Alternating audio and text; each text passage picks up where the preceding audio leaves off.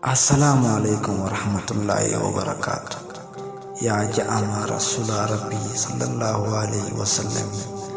Guyyaa tokko Rasuula Rabbii Abu Bakar, Umar, Usmaanii fi Aliyyi waliin ta'anii osoo haasawaa jiranii Rasuulli Rabbii sallallahu alaihi wasallam akkana jedheen.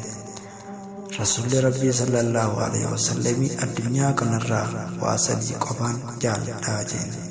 Sadeen takka waan urgaa'uu yookiin shittoo, lammaffaan dubartii yookiin tan halaal, sadaffaan salaataa jedhan. Abu Bakriin yaa Rasuula Rabbii sallallahu alaihi wasallam dhugaa jettee jedhan.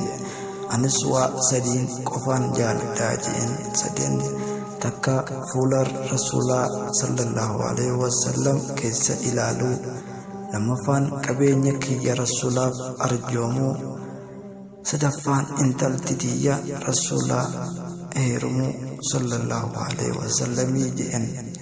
Umar Abu Bakri dhugaa keeti, anilleen waa sadii jaaladha jedhan. Sadeen toltutti nama ajajuu, hamtuu irraa nama dhorkuu, haala gaarii amala qooddachuu jedhan.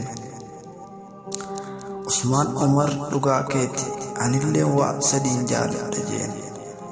Nama beelawee jiru nyaachisuu, nama uffata hin qabne uffisuu, quraana qara'uu jedhan. Aliyyiin Usmaan dhugaa keeti, anis uuma sadiin jaaladha jedhan. Sadeen takka keessummaa guddisuu, soomana baay'isuu, jihaada heddummeessuu jedhan sallallahu alaihi wasallam. يا أمة مسلمة، ربي خنا هندرم إنه فاقن. آمين.